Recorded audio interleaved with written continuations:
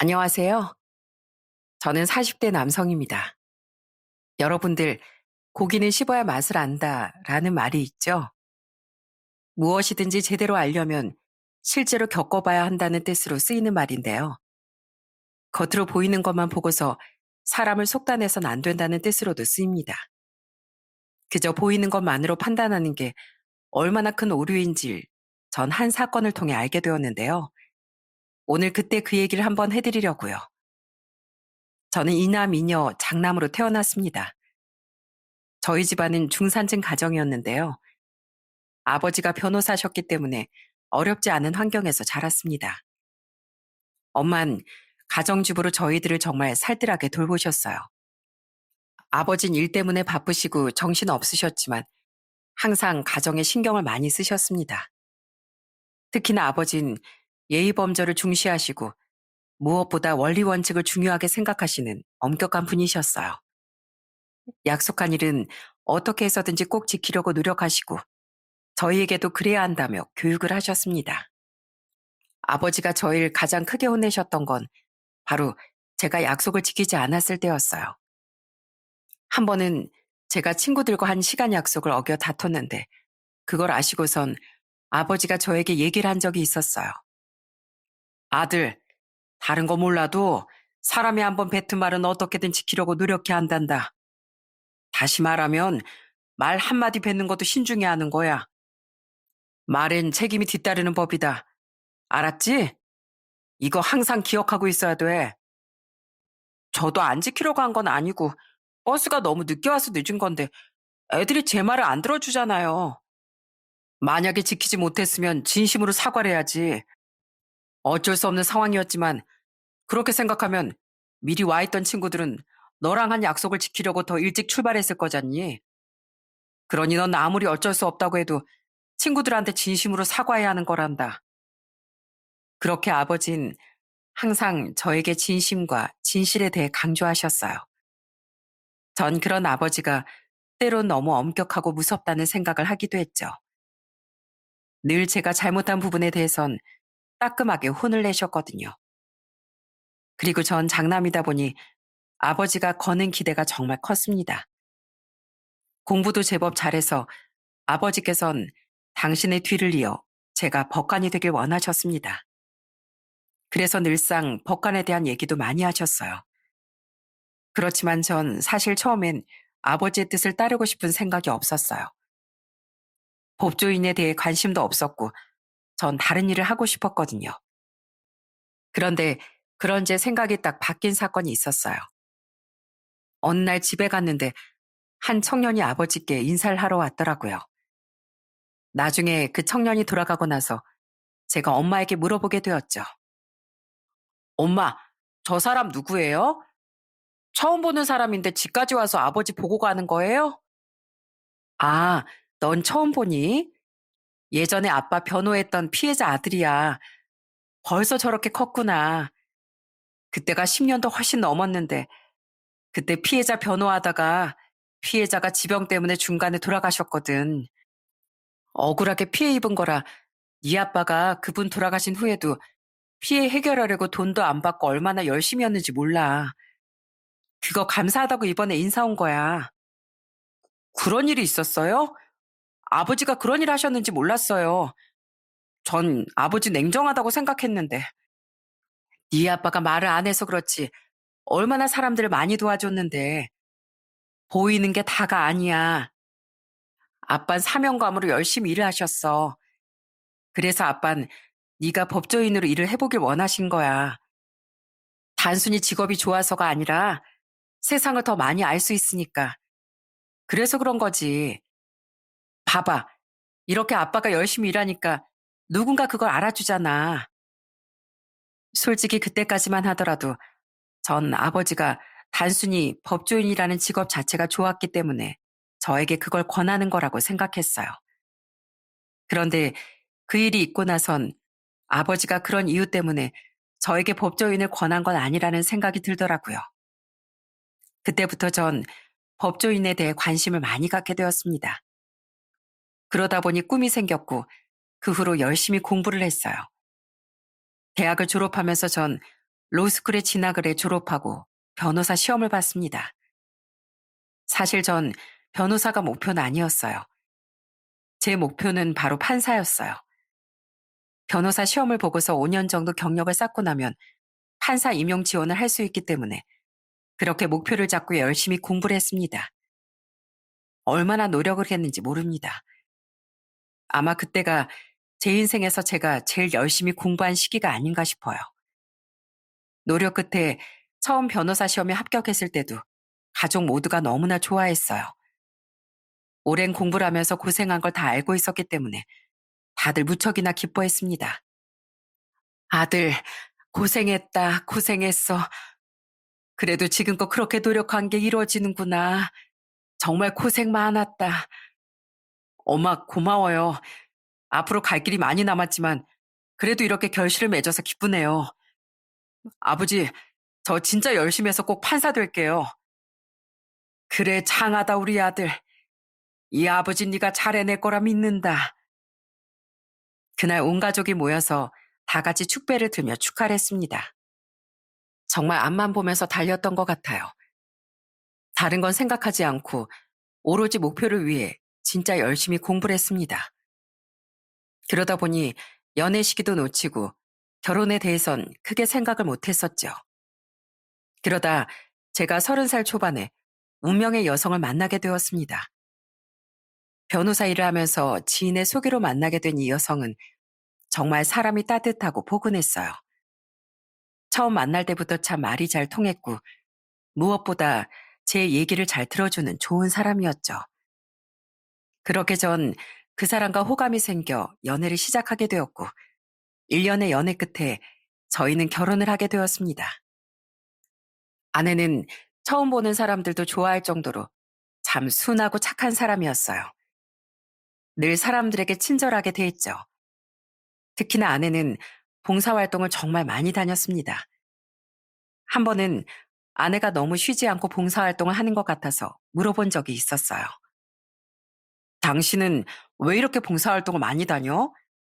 일하느라 바쁜데 쉬는 날이면 어김없이 봉사활동 다녀오고 피곤하지 않아? 이렇게 한다고 누가 알아줘? 내가 알잖아. 봉사활동 다녀오면 마음이 참 따뜻해지고 편안해져. 나도 예전에 몰랐는데 부모님 따라서 다녀보다 보니까 봉사활동이 남들한테만 좋은 게 아니더라고. 나한테도 너무 좋은 일이더라. 나중에 당신도 나랑 같이 가보자. 에이, 난 됐어.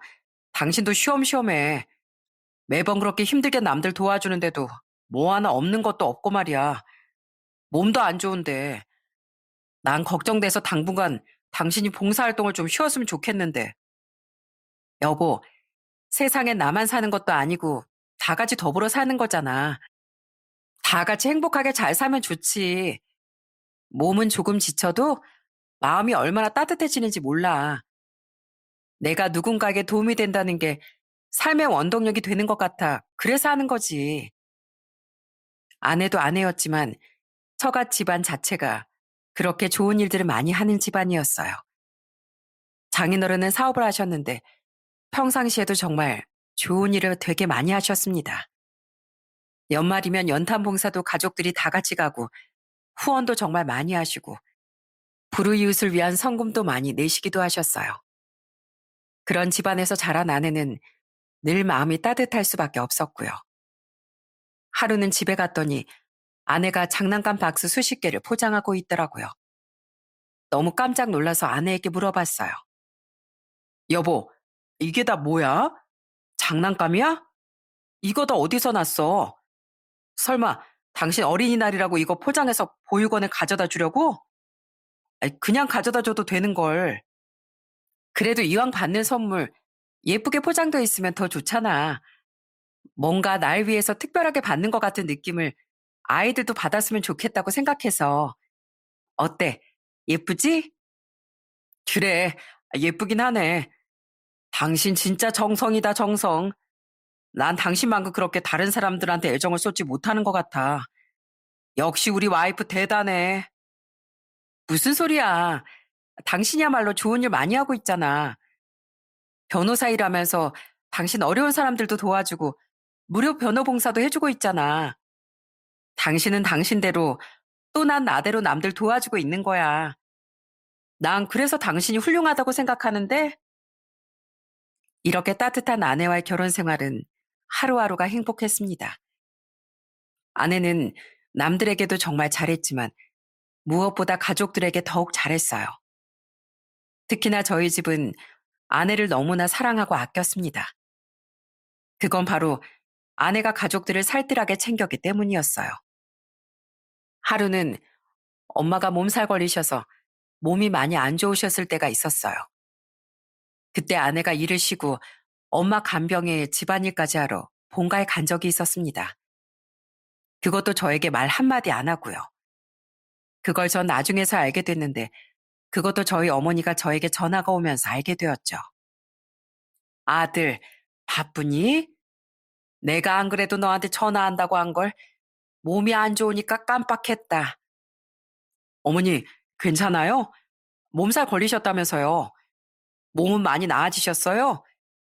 저 주말에 쉴 때 한번 갈게요. 그리고 식사는 좀 하셨어요? 내 걱정하지 말고 네 와이프한테 잘해. 나 아프다고 하니까 아침부터 와가지고선 죽 끓여주고 집안일까지 싹 다 해주고 갔다. 네 아버지 좋아하는 버섯 전골도 끓여다 놔서 아버지가 얼마나 맛있게 드셨는지 몰라. 어쩜 애가 야무지고 꼼꼼하니. 생강차도 달여다 줘서 잘 먹었어. 제 아내가요? 집에 간다는 소리 없었는데 거기 갔었어요? 그래. 혹시라도 너 신경 쓸까봐 말도 안 한 것 같아서 내가 말해주는 거야. 네 아내 같은 사람이 어딨니? 시부모 아프다고 하면 와서 살뜰하게 챙기고 내가 너무 고마워서 눈물이 다 나더라. 네가 신경 써서 잘해주렴. 이렇게 주변에도 늘 따뜻한 마음을 베푸는 아내를 볼 때면 정말 존경스러운 마음이 들 때도 많았습니다. 아내는 그렇게 베풀면서도 어떠한 대가도 바라지 않았거든요. 그런 사람이 제 아내라는 게 너무나 행복하고 좋았어요. 그렇게 행복이 평생 갈 줄만 알았습니다. 그러던 어느 날 결혼한 지 1년 5개월이 되었을 때 저희 집안에 청천벽력 같은 소식이 들려왔어요. 그건 바로 아내가 만성 골수성 백혈병에 걸리게 된 것이었죠. 어느 날부턴가 아내는 계단을 오르는 것도 숨이 찰 정도로 힘들어하고 하루 종일 심한 피로감을 느꼈어요. 이상하다 생각이 들어 건강검진을 받았는데 이 못된 불치병 진단을 받게 된 것이었죠. 이미 어느 정도 진행이 되어 있는 상태라 표적 치료제를 쓰면서 투병 생활을 그때부터 하게 되었네요. 정말 그렇게 밝고 환했던 아내는 한순간에 기력을 잃고 말았습니다. 그런데 아내는 정말 힘든 그 와중에도 절 먼저 생각을 하더라고요. 한 번은 입원을 했다가 잠시 퇴원을 했던 날이었어요. 의뢰인이 있는 지방으로 출장을 가게 되었는데 아내가 아침부터 제 도시락을 싸주기도 했습니다. 전 그걸 보고 속에서 울컥 눈물이 나와 괜히 아내에게 투정을 부리기도 했어요. 여보, 그냥 쉬지 못하러 새벽부터 고생했어. 이런 거 안 싸도 된다니까. 그냥 가서 사 먹으면 돼. 그래도 당신 이거 좋아하잖아. 내가 만든 샌드위치. 당신 가면서 먹으라고 오랜만에 싸봤어. 오늘 일어나니까 나 컨디션도 괜찮더라고. 그래도 이렇게 집에 있을 땐 당신 뭐라도 챙겨줘야지. 괜찮아. 이런 거 아무것도 안 해도 되니까 하지 마. 당신 몸도 안 좋은데 이런 거 당분간 하지 마. 당신 다 나오면 얼마든지 해줄 수 있잖아. 언제 그렇게 될지도 모르는데 이렇게라도 해야 내가 마음이 좀 편해서 그래. 얼른 잘 다녀와. 저녁은 당신 먹고 싶은 걸로 내가 해놓을 테니까 걱정하지 말고 운전 조심해. 그렇게 아내가 싸준 도시락을 먹으며 얼마나 울었는지 모릅니다. 하루하루 야위어가는 게 눈으로 다 보이는데도 아낸 제 앞에선 아무렇지 않은 척 웃으며 절 대하더라고요. 그때 저 역시 아내 앞에선 절대 눈물을 흘리지 않았지만 속은 정말 타들어가는 듯 했어요. 그러다 3년의 투병 생활 후 결국 아내의 병은 급격하게 나빠지고 말았어요. 마지막으로 아내가 급하게 입원을 했을 땐 호흡 곤란으로 말도 제대로 하지 못할 정도였어요. 정말 끝까지 포기하지 말라는 말로 아내를 붙잡았지만 아내의 호흡은 계속해서 약해지더라고요. 그렇게 전 누구보다도 사랑했던 아내를 떠나보내게 되었습니다. 장례식을 어떻게 치렀는지 기억이 나지 않을 정도로 전 정말 많이 오열을 했어요. 그렇게 모든 사람들에게 사랑을 받았던 아내였기에 저뿐만 아니라 처가집 식구들, 저희 집 식구들 모두 아내와의 이별을 받아들이지 못했습니다. 장례식 후 1년은 정말 정신없이 지냈네요. 말 그대로 하루 종일 일에 파묻혀 살았습니다. 주변에서 오히려 쉬라고 말릴 정도로 전 그렇게 미친 듯이 일만 했어요. 그러다 제가 정신을 차리게 된 계기가 있었죠. 그날은 제가 쉬는 날이라 아침부터 멍하니 침대에 누워 있었어요. 아내가 떠나고 심한 무기력감과 우울감에 그땐 쉬는 날에 아무것도 하지 않았거든요. 그런데 갑자기 누군가가 초인종을 누르더라고요. 나가봤더니 그 앞에 서 있는 사람은 다름 아닌 아버지셨습니다. 아버진 옷을 입으라는 말만 하시고선 절 데리고 어디론가 가셨어요. 그렇게 도착한 곳은 한 장애인 복지시설이었습니다. 아버진 별말 없이 절 데리고서 거기서 청소도 하고 물건도 나르며 봉사활동을 같이 하셨어요. 그런데 그렇게 하루 종일 봉사활동을 하다 보니까 집에 가는 길에 몸이 정말 나른하고 피곤하더라고요. 그때 딱 생각이 나는 사람이 바로 아내였어요. 아버진 절 집으로 데려다 주면서 딱 한마디만 하셨습니다. 너 이러고 사는 거 우리 며느리가 알면 좋아하겠냐? 아버지, 저 잘 살고 있어요. 걱정하지 마세요. 잘 살긴 엄마가 네 걱정에 하루하루 눈물바람이다. 며느린 하늘에서 이거 다 보고 있을 텐데 가슴 찢어져서 어디 마음 편히 있겠어? 안 그래도 여기서 아파서 힘들어했던 애 거기 가서까지도 힘들게 할 셈이냐? 다른 말 필요 없고 저기 가서 앞으로 봉사활동해. 매 주말마다 가기로 약속했으니까 그렇게 알고. 그렇게 전 봉사활동을 시작했어요. 봉사활동을 하다 보니까 아내가 왜 그렇게 자주 봉사를 갔는지 저도 알겠더라고요. 처음엔 몸이 고되고 힘들기도 했는데 조금씩 뿌듯함과 기쁨을 느끼게 되었어요. 저의 작은 손길을 정말 감사해하는 분들을 보면서 아내가 말했던 것처럼 이런 게 다 살아가는 이유이구나 하는 생각이 들었습니다. 처음에 1년 정도만 해봐야지 생각했던 봉사활동도 무려 8년이나 하게 되었어요. 제 생활에서 유일한 낙이 봉사활동이 되기도 했습니다. 정말 뿌듯한 일도 많았어요. 주기적으로 가는 연탄 봉사에선 항상 그분들이 제 손을 잡고 늘 고마워하세요. 정말 감사합니다. 저 높은 계단 오르내리면서 연탄 나르는 게 쉬운 일이 아닌데 우리가 해야 할 걸 이렇게 도와주시니 올겨울은 따뜻하게 보낼 수 있겠네요. 정말 감사합니다. 아닙니다. 할머님 겨울 내내 아끼지 마시고 따뜻하게 지내세요. 내년에도 꼭 다시 봬요. 그러니까 건강도 잘 챙기시고요. 감사합니다. 이 늙은이 챙겨주는 사람이 있다는 게 얼마나 감사한 일인지 몰라요.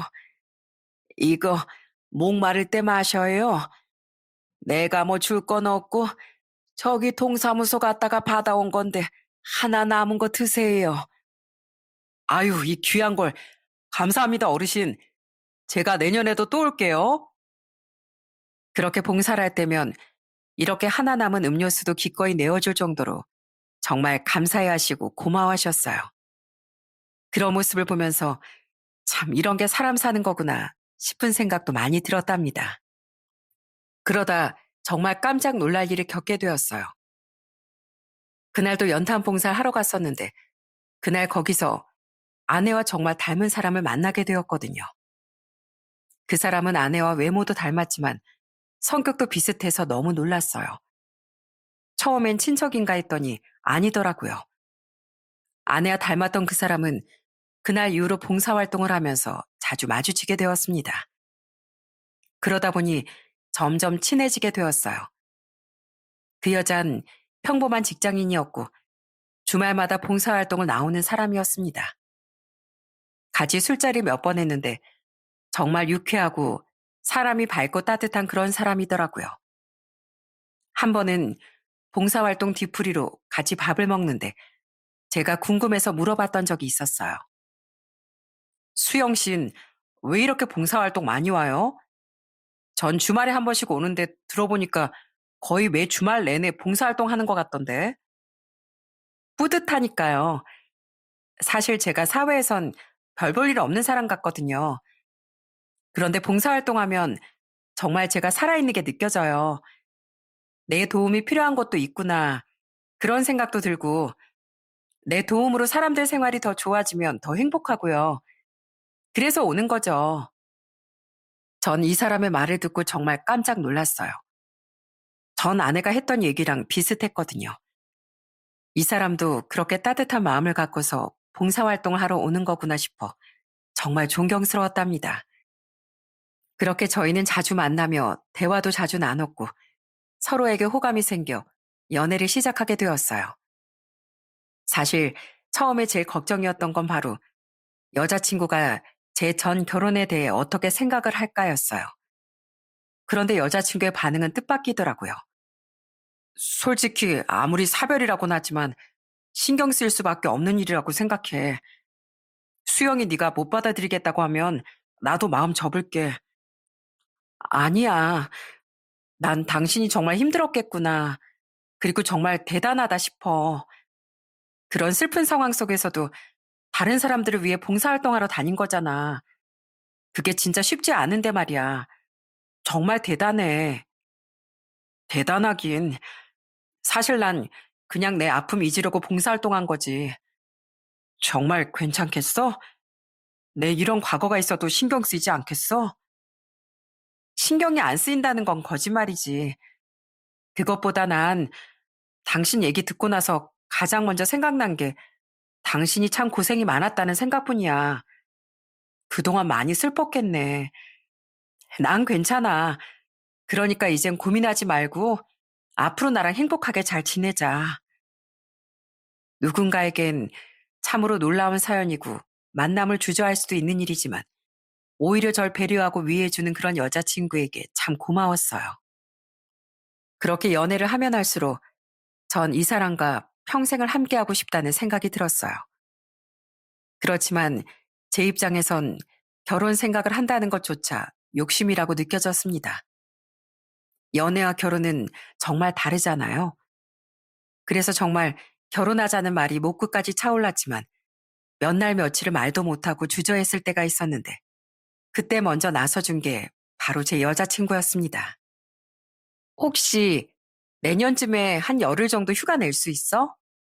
휴가? 갑자기 왜? 내년은 아직 잘 모르겠는데 왜? 휴가 같이 보내려고? 아니, 우리 결혼하고 신혼여행 가려면 그래도 열흘은 다녀야 하지 않겠어? 올해는 아무래도 어렵지 않을까 싶은데 뭐 괜찮으면 난 올해도 좋고. 뭐? 신혼여행? 수영아, 너 나랑 결혼할 생각이야? 정말 진짜로? 그럼 그럼 내가 누구랑 결혼해? 당신이랑 결혼하지 누구랑 하냐고. 나 다 알고 있어. 나한테 결혼하자 얘기를 해야 하나 말아야 하나 고민하고 있었잖아. 내가 모를 줄 알고? 정말 괜찮겠어? 나 이미 한 번 갔다 왔잖아. 아무리 사연이 있다고 하지만 다들 반대하고 안 된다고 할지도 몰라. 내가 어디 잘난 게 있는 것도 아니고. 잘난 게 왜 없어? 나한텐 당신이 제일 멋지고 잘났어. 그러니까 고민하지 말고 당당하게 프로포즈해. 남자가 이렇게 용기가 없어서야 되겠어? 이래가지고 재판은 어떻게 하나 몰라. 아니다. 내가 먼저 프로포즈 할게. 나랑 결혼하자. 내가 당신 행복하게 해줄게. 그렇게 누구보다 씩씩하고 당당한 그녀의 프로포즈로 저희는 결혼을 결심하게 되었습니다. 어떻게 이렇게 멋진 사람이 있을까요? 정말 저에게 또다시 큰 행운이 찾아왔다고 생각을 했네요. 그런데 솔직히 예비 아내도 그래도 제 상황을 다 알고 있었으니 그나마 나았지만 제일 걱정은 장인 장모님의 허락을 어떻게 받아야 할지 너무나 걱정이 되었어요. 정말 엄청난 긴장 속에 인사를 가게 되었는데 제 생각과는 다르게 장인 장모님께서도 너무 따뜻하고 좋으신 분들이더라고요. 처음 인사를 갔을 때부터 이미 모든 사실을 다 알고 계셨습니다. 이미 예비 아내가 다 얘기를 한 상태였어요. 수영이한테 모든 얘기 다 들었네. 자네 전에 결혼했던 얘기랑 사별한 것도 다 들었어. 꺼내기 힘든 얘기였을 텐데 우리한테 다시 설명할 필요 없다고 우리가 이렇게 미리 얘기하는 걸세. 지금 이 나이 먹은 나도 힘든 일을 어떻게 자네가 그 나이에 겪었는가. 고생이 많았겠네. 아닙니다, 아버님. 정말 죄송합니다. 제가 한 번 결혼도 했었고 잘난 것도 없는 사람입니다. 그런 제가 따님과 결혼하겠다고 온 것 자체가 사실 죄송스럽다고 생각했습니다. 그래도 저 수영이 어떻게 해서든 세상에서 제일 행복한 사람으로 만들 자신 있습니다. 그래, 고맙네. 우린 다른 거 말고 우리 딸이랑 행복하게 잘 지내는 것만 바라고 있네. 그러니 아무 걱정하지 말고 잘 살 생각만 하게나. 그렇게 예비처가 허락을 받고 난 뒤 저희 집에도 인사를 드리게 되었어요. 사실 연애란다는 건 부모님도 아시고 계셨지만 결혼을 할 거라곤 예상을 못 하셨던 것 같아요.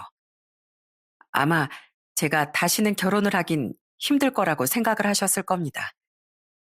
그동안 아무것도 안 하고 일만 했었고 내내 전 아내를 그리워했던 모습만 보았기에 연애도 놀라웠는데 결혼은 더 예상을 못 하셨겠죠. 그래서 처음에 인사를 가자마자 너무 기뻐하시던 부모님 표정이 지금도 생생하게 기억이 납니다. 그때 엄마가 예비 아내의 손을 잡고 눈물을 훔치시며 말을 하셨거든요. 부족한 우리 아들, 이렇게 아껴줘서 고맙다. 선뜻 받아들이기 어려운 상황이었을 텐데 어떠한 고민 없이 받아줬다는 것도 너무 고맙구나. 사실 난 우리 아들이 결혼할 수 있을 거라고 생각조차 못했어. 우리 아들 마음 잡아줘서 정말 고맙다. 아니에요, 어머님.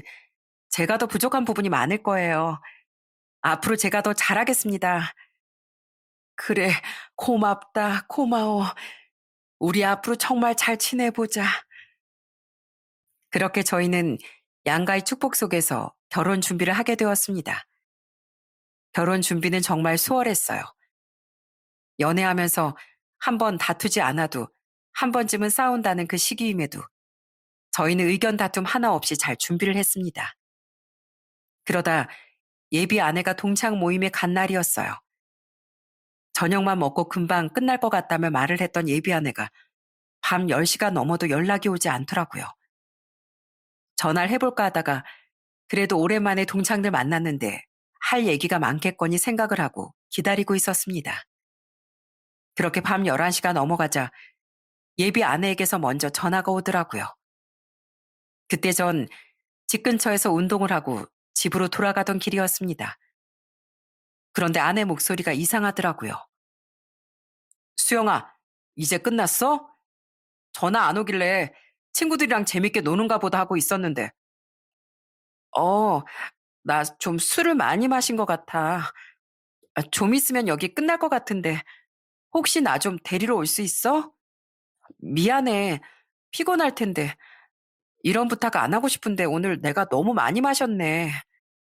괜찮아. 내가 갈게. 조금만 기다리고 있어. 원래는 그런 부탁을 한 번 하지 않았던 예비 아내였기에 전 빨리 데리러 가야 되겠다 싶어 추리닝 차린 그대로 입고 그 자리에 갔습니다.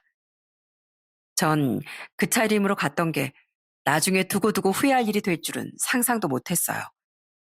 술집 근처에 차를 세우고서 아내에게 전화를 걸었는데 나오겠다던 아내는 30분 동안 나오질 않더라고요. 한참을 기다려도 나올 기미가 보이지 않자 결국 전 술집 입구를 서성였습니다. 그런데 그때 입구 문이 열리더니 예비 아내가 나오더라고요. 딱 봐도 많이 취한 듯한 모습이었어요. 웃으며 절 보는 예비 아내를 데리고서 나오려고 하는데 아내 뒤에서 누군가가 소리를 치더라고요.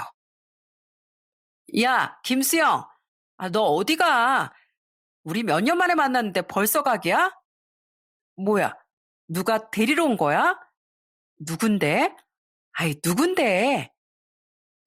어머, 김수영, 너 남자가 데리러 왔어? 누구야? 설마 남자친구? 아이, 그럼 인사시켜줘야지. 그것도 안 하고 가려고?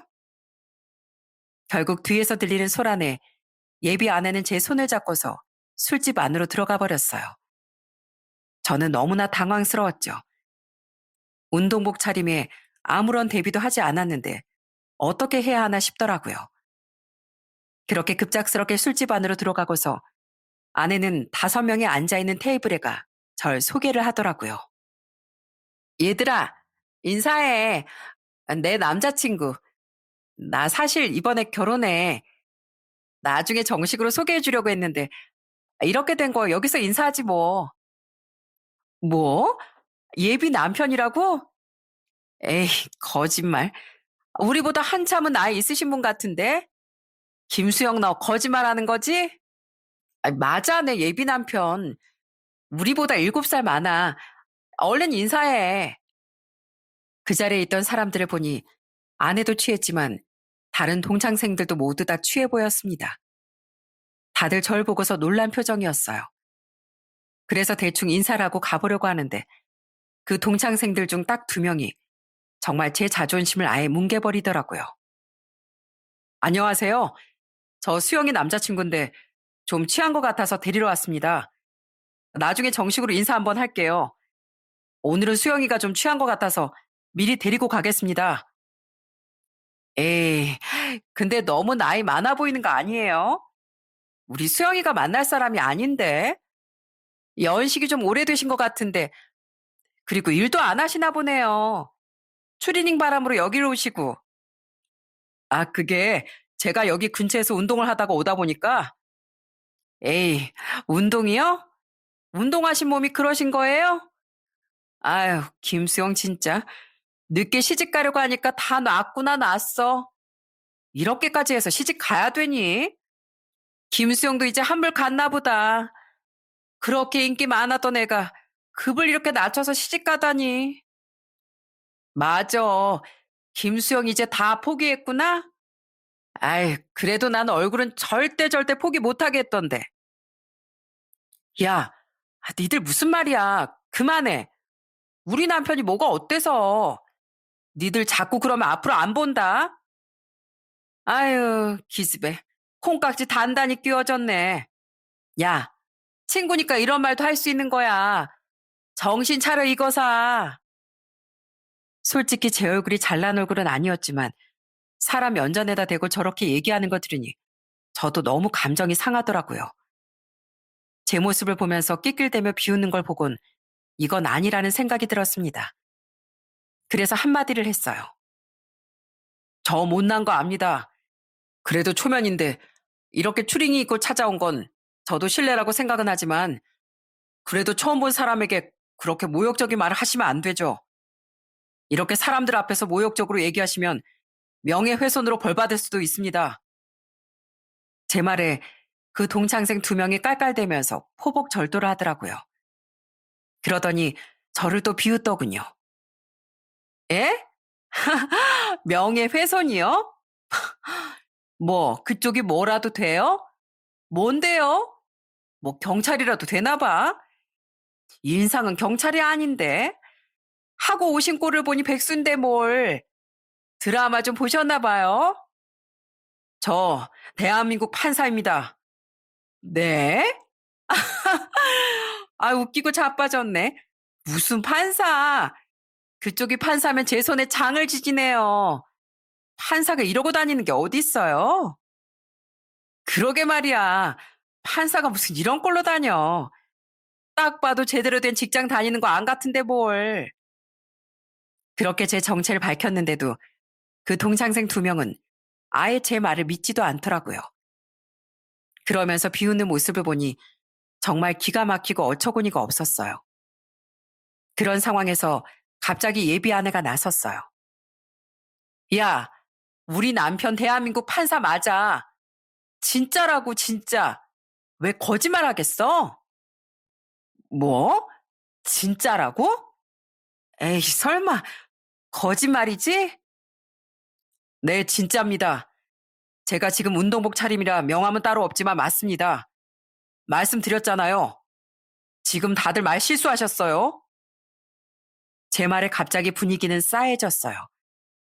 지금껏 절대 아니라고 깔깔 비웃던 동창생 두 사람도 갑자기 조용해졌습니다.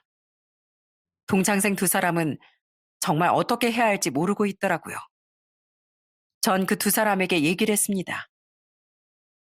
아무리 술에 취하셨어도 사람을 존중할 줄 아셔야지. 이건 해도 해도 너무한 거 아닙니까? 친구라면서요. 친구 예비 남편 인사라면 그래도 존중을 해주셔야죠. 아니, 그러니까 왜 그렇게 운동복을 입고 오셨어요? 판사 얼굴처럼 안 보이는데 솔직히 좀 그렇잖아요.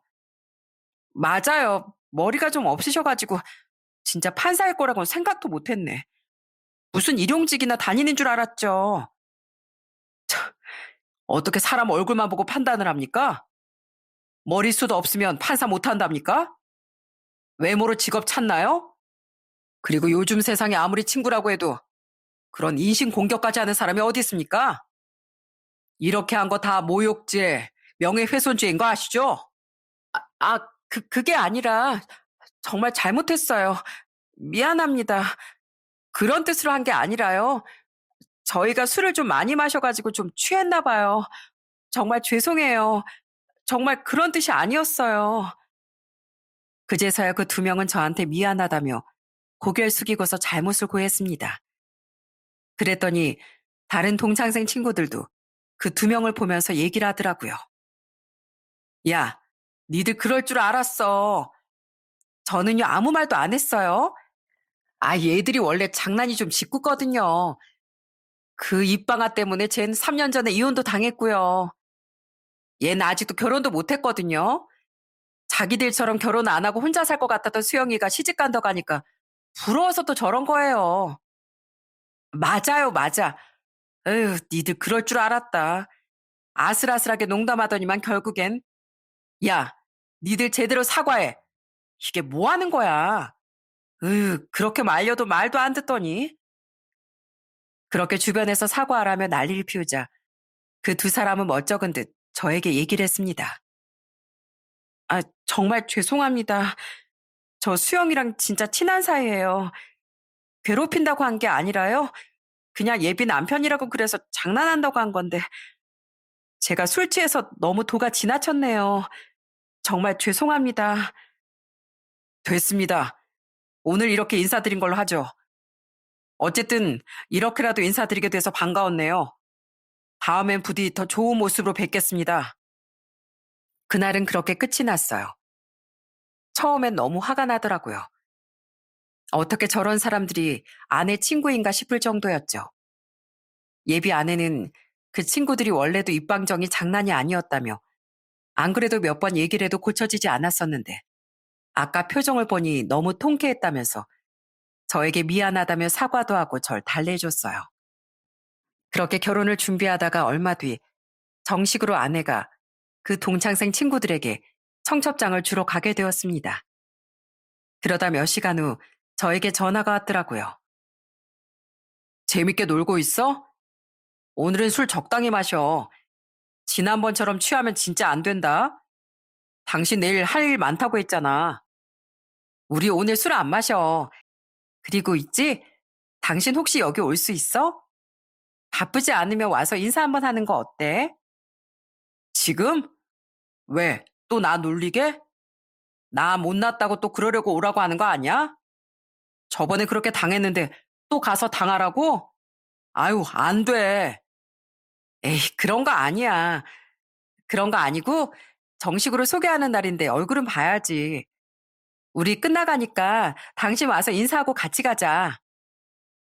갑작스런 초대에 저는 너무나 당황스러웠어요. 그래도 정식으로 청첩장을 주러 간 날인데 제가 안 가는 것도 아닌 것 같아 결국 가겠다고 했습니다.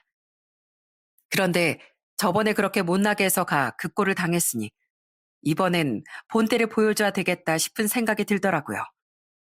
원래 외모엔 그다지 신경을 쓰는 편이 아니었는데 이번엔 꾸미고 가야 되겠더라고요. 그래서 저 나름대로 엄청 신경을 쓰고 거울을 몇 번이나 봤는지 모릅니다.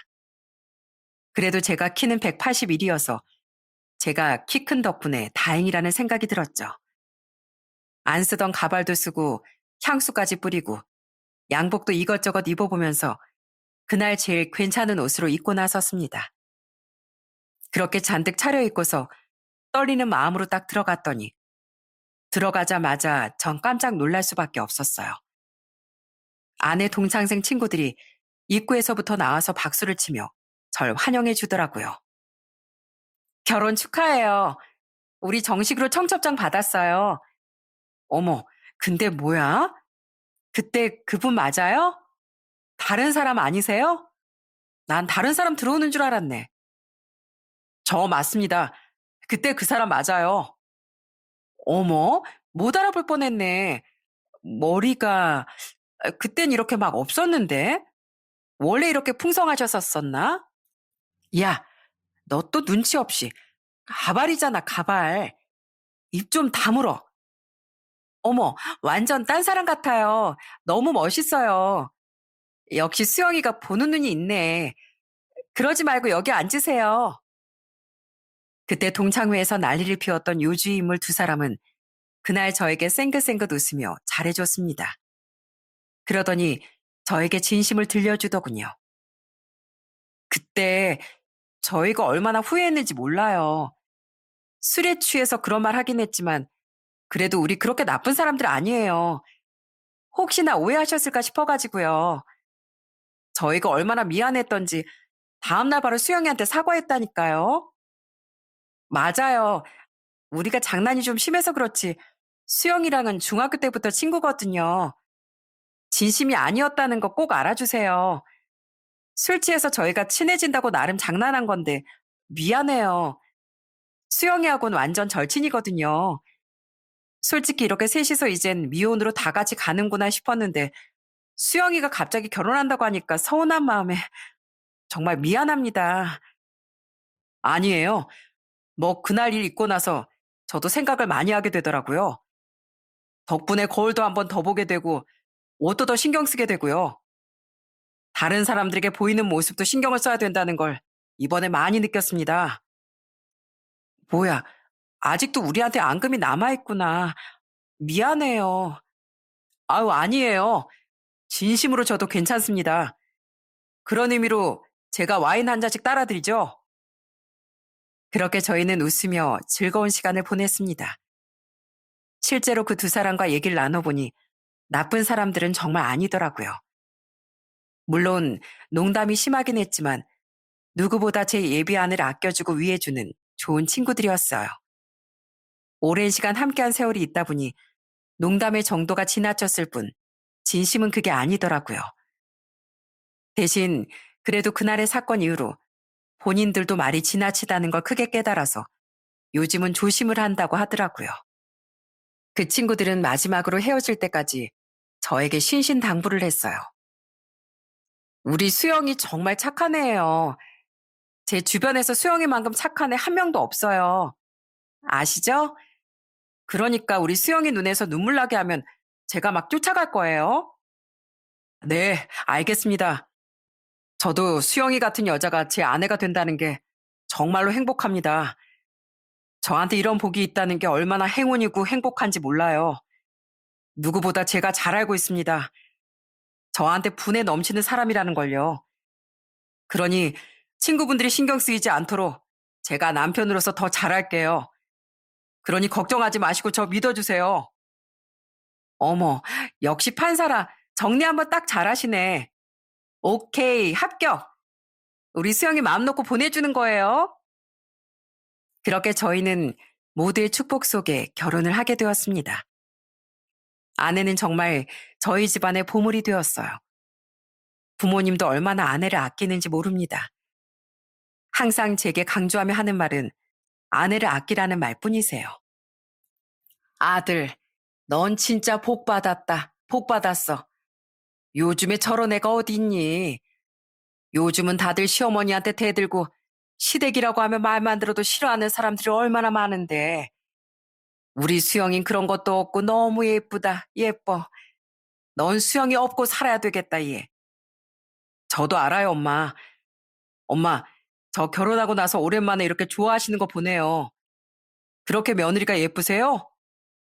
그럼 난 우리 며느리 보기만 해도 아깝고 예쁘다. 그러니까 너도 수영이 많이 아껴줘.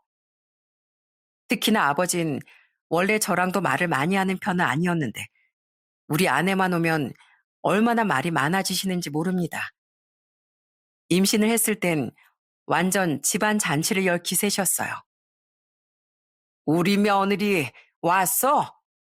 몸도 힘들 텐데 여기까지 오느라 얼마나 고생했니? 잘 왔다, 잘 왔어. 여기 편안하게 앉아있거라. 이 시애비가 물 떠다 주마. 아니지. 따뜻한 차라도 줄까? 아니면 시원한 주스 가져다 줄까? 아버지, 전 안 보이세요? 저도 같이 왔잖아요. 아들도 왔는데 아들은 안 반겨주시고. 우리 며느리는 임신했잖아. 귀한 몸 귀하게 여겨야지. 며느라, 이거 가지고 가서 쓰거라. 먹고 싶은 거 눈치 보지 말고 다 사 먹어. 사고 싶은 거 있거들랑 그것도 눈치 보지 말고 다 사고. 꼭 네 것만 사야 된다. 쟤나 안 사도 돼. 아버님, 저 돈 있어요. 괜찮아요. 고마운 마음만 받을게요. 감사합니다, 아버님. 아니다, 아니다. 내가 다 해주마. 내가 해주고 싶어서 그래. 부담 갖지 말고 편하게 써, 편하게. 아버지의 카드는 아내가 결국 엄마에게 돌려드리면서 받진 않았지만 정말 아내가 우리 집에 들어오면서 분위기가 한껏 밝아졌습니다. 원래는 조용하고 고요했던 집안이 아내 한 명으로 인해 아주 밝고 환해졌어요. 가족들이 다 모이면 요즘은 내내 웃음이 끊이질 않습니다. 지금은 이제 아들이 태어나서 돌이 갓 지났는데 얼마나 양가 집안 부모님들이 저희 아들을 아끼고 사랑해 주는지 모릅니다. 제 평생 이런 행복이 또 있을까 싶었거든요. 제가 또 하나 복을 받았다고 생각하는 이유는 아내의 착한 심성 때문이에요. 한 번은 아내가 전 와이프 납골당에 가자고 한 적도 있었어요. 그때 왜 거길 가자고 하는지 몰랐는데 전 와이프 사진 앞에서 아내가 기도를 하더라고요. 그 모습을 보고서 정말 전 너무 고마웠습니다. 그래서 집으로 돌아갈 때 아내에게 물어보기도 했어요. 여보, 아까 거기서 뭐라고 기도한 거야? 아, 고맙다고. 그리고 미안하다고. 그래도 당신이랑 깊은 인연이었던 사람인데 하늘에서 혹시라도 마음 아파하지 마시라고. 그쪽 마음까지 내가 더 잘하려고 노력하겠다고 했지. 하늘에선 아프지 말고 편안하셨으면 좋겠다고 그렇게 기도했어. 여보, 고마워. 솔직히 전 와이프 납골당 오기 쉽지 않은데. 어쩌면 그분이 당신이랑 나랑 이어진 거인지도 모르잖아. 그래서 최선을 다해서 아내로서 잘하겠다고 다짐했어. 우리 정말 행복하게 잘 살자. 그렇게 전 아내의 말을 듣고서 눈물을 흘리며 손을 꼭 잡아줬습니다. 정말로 전 저보다 앞으로 아내와 아들을 위해 더 열심히 살아갈 생각이에요. 저도 언젠가부터 알고리즘으로 여러 사연을 접하게 되었는데요. 보면 정말 안타까운 사연들이 참 많더라고요. 저도 변호사 일을 할 때면 진짜 드라마에서나 봤을 법한 사연들도 참 많이 있어 놀라웠는데 저 역시 인생을 되돌아보다 보니 평범한 인생은 아니었던 것 같습니다. 사람은 개개인마다 각자의 드라마가 이루어지고 있다고 하죠. 세옹지마라는 말처럼 인생은 풀리지 않을 때도 있지만 꼭 길한 날도 있다는 점을 잊지 마시길 바랍니다. 제가 봉사활동을 하다 보니 느낀 게 바로 좋은 일을 하면 할수록 저에게 더 좋은 일로 다가온다는 것이었어요. 아무리 작은 손길이라 하더라도 주저하지 않고 내민다면 정말로 더 좋은 일들이 많이 생길 거라 생각합니다. 힘든 나날들도 있으시겠지만 항상 파이팅 하시고 많은 분들이 제 사연을 즐겁게 들으셨길 바라며 이만 제 사연을 마치도록 하겠습니다. 감사합니다.